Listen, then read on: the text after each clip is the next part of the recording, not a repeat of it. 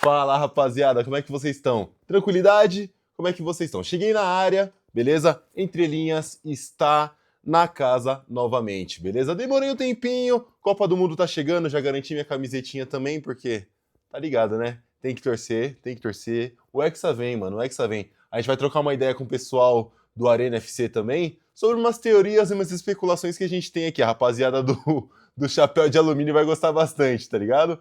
Bom, tô com um programinha aqui hoje porque, como todo mundo sabe, ontem rolou o primeiro jogo das finais da NBA entre New York Knicks e San Antonio Spurs, beleza? Primeiro jogo rolou lá no Texas e é uma coisinha que a gente, cara, achei que seria uma partida meio apática, uma partida onde o Spurs teria só certa dominância, só que, cara, não foi bem assim não, beleza? Seguinte, família. Primeiro jogo, contamos com a vitória do New York Knicks, 10 pontinhos de diferença, beleza? O jogo foi encerrado com um placar de 105 para Nova York e 95 para o time do Spurs, beleza? O Spurs jogando em casa, lembrando, né? Cara, o time, cara, eu vou falar pra você, eu vou subir essa analogia de uma maneira meio engraçada. Sabe quando você recebe aquela visita que o cara chega na tua casa com o pé sujo, tá ligado? Não limpa no tapete, come tua comida, bebe tua bebida e assim vai embora, beleza? Foi o que rolou, cara. O time de Nova York não tomou decência, não tomou reconhecimento da proporção do time que o Spurs é, beleza? Obviamente, é final, é um time totalmente. Beleza, são dois times que totalmente querem ganhar, obviamente, né? Mas eu achei que seria uma dominância maior. Só que não rolou. Não rolou. Beleza? O que acontece? Essa partida aqui, eu vou passar as parciais para você, produção. A primeira parcial do primeiro quarto, a gente teve 27 pontos para o Spurs, 19 pontos para o New York Knicks, beleza? Então, a gente começou com o primeiro quarto com uma dominância total do New York Knicks. Isso foi, assim, uma coisa que a gente achou que ia ser até o final do jogo. Só que aí, se você for ver no segundo quarto, teve uma parcial de 28 pontos para o Spurs e 29 pontos para o New York Knicks. Então vamos falar que eles empataram na parcial do segundo quarto. No terceiro quarto, teve uma dominância do Knicks por 7 pontos, onde o Knicks marcou 28 pontos e o Spurs marcou 21 na parcial do terceiro quarto. E aí no último quarto, cara, eu acho que o Knicks fechou o caixão, beleza? Fechou o caixão. Onde a parcial foi de 10 pontos de diferença, de 29 pontos para o New York Knicks e 19 pontos para o San Antonio Spurs. Então, assim, terminando a partida entre 105 a 95, beleza? Destaque para nosso bachola, Jalen Bronson, do lado do New York Knicks, beleza? Deixa eu só puxar a parcial dele aqui, rapaziada, rapidinho. Rapaziada, Jalen Bronson simplesmente marcou 30 pontos. 30 pontos e eu acho que 3 rebotes. Mas enfim, 30 pontos num primeiro jogo de final fora de casa é uma coisa que tá agregando bastante, beleza? Bom. Tá, eu não consigo, beleza? Eu vou falar o seguinte. Eu, no começo da temporada, era um cara que não gostava do basquete do Jalen Bronson. Pronto, falei. Tô leve, beleza? Tô leve. Só que o que acontece é aquela parada, né? A gente se arrepende, a gente, né, toma outras atitudes. E depois de ontem, que eu parei para assistir detalhadamente o basquete do Jalen Bronson, eu desacreditava muito e hoje eu tô acreditando, porque o que acontece é um basquete que ele é muito dinâmico, apesar do cara ser baixo, né? Todo mundo sabe que quando ele entrou na liga, draftado pelo Dallas Mavericks, se eu não me engano, ele teve uma parcial muito baixa e depois ele foi trocado com a desculpa de que ele não tinha basquete para a liga, que seu tamanho era muito baixo para a liga, e o cara marca 30 pontos numa final de NBA. Então, tipo assim, você que critica o Jalen Bronson, bom, vamos repensar igual eu, porque não tem o que fazer, cara, não tem o que fazer. Ele, assim, ele nunca rebateu crítica socialmente, nunca rebateu nenhuma crítica em rede social, ou entrevista, ou algo do tipo. Só que ele responde na bola, isso é muito bom, cara. Isso, tipo, se você for ver em qualquer essência de jogador de basquete, no basquete tem muito disso, da galera responder, de ser um cara marrentão, de ser um cara... Bom, o cara respondeu na bola, beleza? Representou, vitória do Knicks, Jalen Bronson foi um dos destaques, na real, o principal destaque da partida, beleza? Do lado do Texas, do lado de Santo Antônio, a gente teve o destaque de Julian Champagne com 16 pontos e o Wembanyama com 26 pontos. Cara, o Wembanyama também é um cara que ele teve seu certo momento de protagonista ali no time, só que eu acho que depois do terceiro quarto na parcial, eles foram se perdendo, né? Rolou uma afobaçãozinha, uma falta de calma, de tranquilidade para poder rodar uma bola, achar uma oportunidade diferente de pontuar, e começou naquele desespero do chute de 3 pontos, né? Então eu lembro do lance que, se eu não me engano, com 5 minutos de partida, 5 minutos do terceiro quarto, faltando 5 minutos pro terceiro quarto, a galera começou a chutar desenfreadamente, e aí era aquilo, né? Quem não faz, toma. Então rolou o seguinte, eu não sei se a produção vai conseguir colocar, mas a gente vai tentar. E aí o que acontece? Toda bola que o New York Knicks colocava para debaixo da cesta, que eles pontuavam, era uma bola que o Spurs falhava no ataque, depois o Knicks ia no contra-ataque com mais calma, mais tranquilidade. Cara, e eu acho que o segredo do Knicks ter ganhado essa partida, obviamente, porque eles tiveram mais tempo de preparação para poder estudar os seus prováveis adversários, seja o Oklahoma, que ia passar, ou o New York Knicks, né? Então eles tiveram esse tempo de vantagem para se preparar. E um lance muito curioso foi esse lance da ponte aérea do Josh Hart pro Karl-Anthony Towns. Onde o Karl-Anthony Towns, na referência do garrafão, onde o Josh Hart recebe a bola, o Victor Wembanyama, que estava marcando dentro do garrafão na dobra do Karl-Anthony Towns, aqui, né, nessa região, ele faz o seguinte, a bola sobe pro Josh Hart, obviamente o homem mais alto do garrafão ia marcar como se fosse num pensamento de que o Josh Hart ia chutar para 3. Então quando ele sai do garrafão, Karl-Anthony Towns vem e converte essa ponte aérea. Cara, foi animal. Eu acho que foi uma tática bem eficaz do New York Knicks na tentativa de tirar o maior homem do garrafão. A gente sabe que o Victor Wembanyama tem uma dominância grande no garrafão, até por sua estatura, mobilidade, porte físico e capacidade de salto também. O cara tem 2,31 m, então, tipo assim, um cara desse perto da cesta é um perigo, tanto defensivamente quanto ofensivamente. Então, se a gente reparar certinho, olha onde ele tá e olha onde a bola foi parar, né, no caso. Então, o Josh Hart teve esse bom IQ de jogo, né, essa boa inteligência de jogo e converteu essa ponte aérea pro Karl-Anthony Towns. Então, ele aproveitou essa transição defensiva, né? Vamos lá, mais uma vez, ó. Bola no Josh Hart, o Wembanyama fora, Karl-Anthony Towns perto da cesta. Cara, basicamente, a virada do Knicks foi dentro disso. Tira o Wembanyama da jogada da defesa, converte a cesta fora dele, beleza? São outros detalhezinhos que a gente vai comentar. Bora pra próxima, rapaziada. Boa, família! Vou falar um pouquinho mais da defesa mais encaixada do Knicks, porque o que tá rolando? O que acontece? Esse ataque do Spurs foi nitidamente o que rolou, e eu acho que é a falha principal do Spurs dentro do jogo, beleza? Vamos lá, o que acontece? A defesa do Knicks, se vocês perceberem, tem Karl-Anthony Towns na sobra do Victor Wembanyama, se eu não me engano, esse aqui é o Josh Hart e o Mikal Bridges, Jalen Brunson lá em cima, e o ótimo defensor, que é o Odion Anunoby. Para quem não sabe, o Odion Anunoby, ele teve ótimas estatísticas de defesa, tanto de perímetro, né, entre a linha de 3 e a transição defensiva, quanto no garrafão. Então o que acontece? Todo o detalhe e a tática de defesa do Knicks foi tira o Victor Wembanyama da bola e deixa os caras se virarem aqui. E é isso que acontece quando você tira o homem da referência do garrafão, né?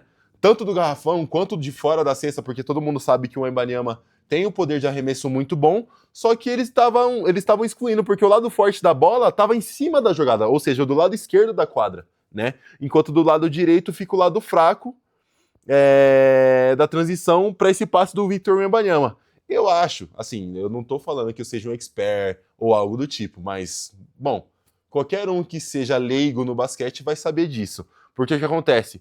A bola, quem é esse que tá no lance aqui? Deve ser o De'Aaron Fox, beleza. De'Aaron Fox aqui com a bola, então a gente tem De'Aaron Fox com o Josh Hart na sobra aqui, tem o Mikal Bridges na sobra aqui e Karl-Anthony Towns do lado. Então era um passe que ele não conseguiria achar, beleza? Porque o que acontece? Se essa bola fosse para fora, dois caras estariam na marcação para poder recuperar, para poder fazer esse roubo de bola. Se a bola desce pro Stephen Castle aqui, Karl-Anthony Towns já tá no garrafão para poder evitar a transição, né? Para poder evitar essa infiltração.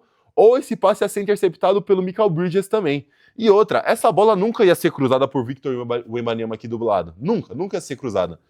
Porque o que acontece? Aqui, a gente tem um homem na referência, na principal jogada, da homem a homem ali na defesa, um cara na linha diagonal aqui da bola para poder interceptar esse passe, e é um cara alto. Então essa bola não iria passar por baixo nem por cima da jogada, beleza?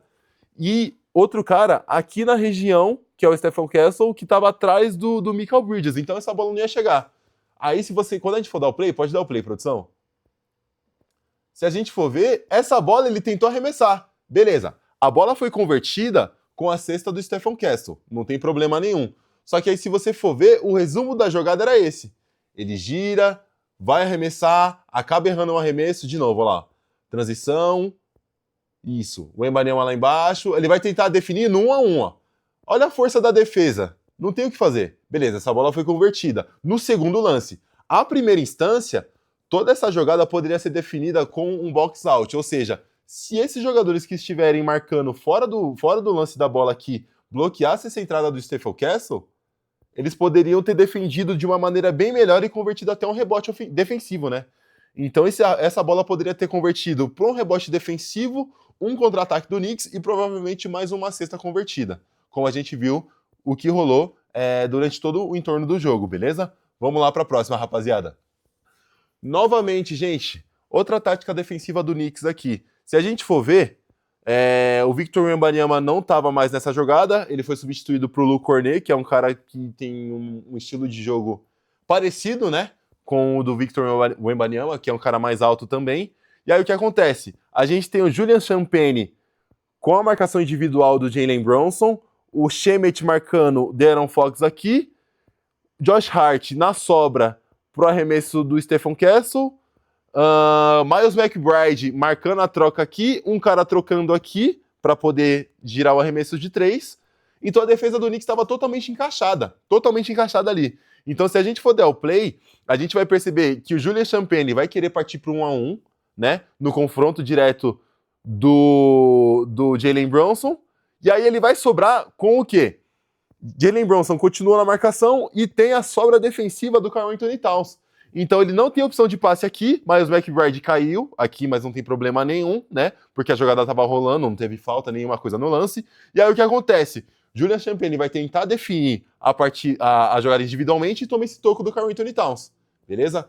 Então essa jogadinha, né? Esse jogo coletivo da defesa, eu acho que foi muito essencial para poder ganhar esse jogo, né? Novamente, ó, bloco do Karl-Anthony Towns, rebote ofensivo do Shemet, e olha a velocidade que o Knicks ligou ao contra-ataque. Vamos lá, ó. Bloque, rebote, olha a velocidade. Jalen Brunson aqui, converteu a cesta. Isso, que nessa transição de defesa, se você for ver, o Jalen Brunson recebe a bola, tem o tempo de raciocinar qual a pessoa que eu posso dar o passe. No caso, só estaria o Josh Hart e o Jalen Brunson aqui. Tem duas pessoas contra duas... Vamos falar 3, porque ali embaixo eu achei que era um jogador, é o juiz que está ali embaixo. Então vamos falar que tem 2 pessoas ali do New York Knicks contra 3 pessoas na defesa do Spurs, beleza? Então o que acontece? Jalen Brunson recebe a bola e ele tem um ótimo jogo individual, beleza? Apesar dele ser pequeno, uma das coisas que fez eu tirar o chapéu do Jalen Brunson foi ele poder... esse poder ofensivo de conseguir definir uma jogada individualmente. Então vamos dar o play aqui, produção. Ó. Na hora que ele recebe a bola, olha o estilo de jogo que ele faz. Então ele consegue tirar essa bola do defensor e definir lá em cima, cara. Então ele consegue explorar essa barreira defensiva do Spurs. Então foi uma coisa essencial para ele poder marcar sua pontuação e levar o jogo à vitória, né? Levar o time à vitória do jogo. Olha isso. Mais uma vez, cara. O jogo do Jalen Brunson foi basicamente isso. O que acontece? A maioria das jogadas do Jalen Brunson não foram em pick and roll, ou seja, ele não teve bloqueio do Knicks, não teve um pivô que chegou ou outro ala que chegou e fez um bloqueio. Foi totalmente no 1 a 1. Ele esperou, segurou, analisou bem. Olha o tempo de reação dele, ó. Ele recebe a bola, ligou o contra-ataque, finalizou no 1 a 1. Beleza? Então, Jalen Brunson, cara, tirei o chapéu pra ele depois de hoje, nunca mais critico o Jalen Brunson, beleza? É um cara que ele tem tudo pra poder levar esse título pro Knicks e poder levar essa série fora de casa. Amanhã, né, na sexta-feira, hoje é feriado, quinta-feira, beleza. Amanhã, na sexta-feira, vai ter o jogo 2 e provavelmente, se o Spurs não definir sua tática de defesa, eu acho que eles vão poder ser penalizados com esse ataque do Knicks de novo, né? Família, vou falar de mais uma jogadinha aqui que eu acho que foi o ponto-chave, assim, um dos pontos-chaves também, né? Teve vários, e um dos pontos-chaves da vitória do Knicks foi esse isolamento do Victor Wembanyama. Então, o que acontece? A gente tem o De'Aaron Fox com a bola aqui e a gente vê que sempre tinha um homem colado no Wembanyama para incomodar, né? Para ele não poder pegar essa bola livre e poder ter esse tempo de raciocínio para decidir a jogada. Então, o que acontece? O Victor Wembanyama vai receber esse passe, né? O Wemby vai receber esse passe, essa tentativa de passe, e vai ter uma interceptação do Josh Hart, beleza? Então vamos lá, produção. Play. Aí, ó. Roubo do Josh Hart, beleza? Então a gente vê que nessa virada de jogo aqui, a gente já tem 3 jogadores do Knicks versus 2 jogadores do Spurs. É até engraçado, eu achei que era um jogador na hora do replay do jogo, mas esse carinha aqui de baixo é o mano que tava passando um rodo dentro da quadra, porque, tipo, no basquete tem isso, né? A quadra não pode estar molhada, porque senão escorrega muito, o atleta pode machucar, enfim. E aí no lance anterior teve alguma queda, o cara passando o rodo numa boa ali, e achou que ia estar tranquilo, né? Do nada, o Knicks pega, rouba a bola e vai para essa transição ofensiva. Então o cara foi quase atropelado pelo marcador aqui do Spurs, né? Foi muito engraçado, cara. Vamos lá, produção, de novo, ó lá. Peraí, volta lá, aí. É isso aí, ó. Roubo do Josh Hart, contra-ataque do New York Knicks. De novo. Ó, Josh Hart, McBride e o Shemet, bola de 3. Cara, o Shemet é engraçado, né? Porque todo time que ele passou, ele nunca teve esse aproveitamento de bola de 3. Ele sempre arremessou bem, mas nunca converteu.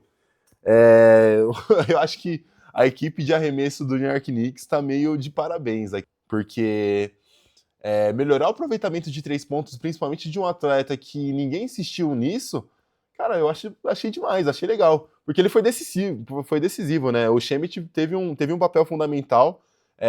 Pode-se dizer que ele teve um papel de sexto homem, né? Que era um cara que veio do banco e fez a diferença nessa partida. Muito bom, muito bom. Novamente o lance, ó. Bola pro McBride, bola pro Shemet, cesta de 3, vitória do Knicks, beleza? Isso foi no terceiro quarto, né? Terceiro quarto. Então, o último quarto eu acho que foi para sacramentar a vitória do Knicks, basicamente, né? E outra partida muito boa do Karl-Anthony Towns, né? A gente tem o Tracy Morgan que estava na partida também. Cara, o Karl-Anthony Towns teve uma partida muito boa e é um cara que calou a boca de todo mundo, porque falou que era um pivô soft, né? O termo soft no basquete é um cara macio. É um cara que ele não tem tanto poder ofensivo, não tem tanto contato físico de definir jogadas ou algo do tipo, mas é um cara que se provou não só em arremesso, mas é um cara que ele conseguiu ter um espaçamento muito bom de quadra, né? Todo mundo aqui sabe que o Karl-Anthony Towns ele teve um aproveitamento ok no Minnesota Timberwolves, e quando chegou no Knicks era um atleta que a galera meio que botou em dúvida, né, sobre como ele ia virar dentro do time. Ele acabou provando seu valor. A cesta do Wembanyama também, mano. Cara, bizarro, bizarro. Bom, eu acho que foi isso. Vitória do Knicks. Ótima cesta do Shemet, do McBride também, né? E essa cestinha do McBride também, acho que foi. Tava empatado. Foi no desempate do jogo do New York Knicks, né? E, cara, foi isso. Basicamente, o Knicks jogou no contra-ataque e conseguiu converter. Basicamente, o time do Spurs não teve tanta eficácia ofensiva. Depois de uma certa parte, quando o jogo já estava indo para as cucuias, né? Quando o jogo já estava indo pro beleléu, onde estava sacramentando a derrota do Spurs, a galera começou a colocar a bola embaixo do braço e querer resolver sozinha. Então, isso foi a prova de que o coletivo do Spurs, eu não sei se porque era o primeiro jogo da série, o coletivo do Spurs não estava tão entrosado. Eu não sei se entrosado é a palavra certa, mas ele não estava tão... O time do Spurs não estava com uma coletividade muito boa, né? Então eles têm que saber lidar sobre pressão. Saber lidar, por exemplo, Quando a partida começou a aumentar sua, sua vantagem, né, ofensiva, o time do Spurs começou a se desesperar. Então eles não têm tanta mentalidade de poder empatar o jogo, de poder ter essa chance de virada, de ter essa calmaria de poder saber que o jogo não está perdido ainda. Então é esse nervosismo. Como é uma equipe muito nova, eu acho que as equipes, apesar de ser muito novas, o Knicks chegou muito experiente ainda, né? Em comparação ao Spurs, que é um time bem mais jovem, né? Mas é isso, família. Beleza, família? É isso. Essa semana ainda temos muita novidade. No feriado de hoje tá rolando o jogo entre Pinheiros e SESI Franca, beleza? Se eu não me engano, se o Pinheiros ganhar essa partida, eles empatam a série. Porém, se o Franca ganhar, é sacramentado campeão. Então a gente vai ver como é que vai rolar essa final do NBB. Se o Franca ganhar, time do SESI Franca campeão novamente. Eu até perdi a conta de quantos jogos o Franca. Quantos jogos não, né? De quantos títulos o Franca tem. Depois a gente vai puxar no PV do basquete e vai desvendar isso aí. Beleza, família? Família, não esqueçam de seguir o perfil da Arena TV, beleza? Em todas as redes sociais, também os perfis dos nossos criadores, beleza? Tá chegando a Arena FC também, a rapaziada ponta firme, muita resenha sobre futebol, Copa do Mundo, Champions League, entre outras ligas do mundo, tá bom? Rapaziada tá muito engajada com isso e vem muita novidade por aí, gente. Então, por favor, cara, não esqueçam de seguir a gente. A gente tá em uma certa ascensão ali, tá tudo se acertando. Então, bom, vamos por mais, beleza? Tamo junto, família!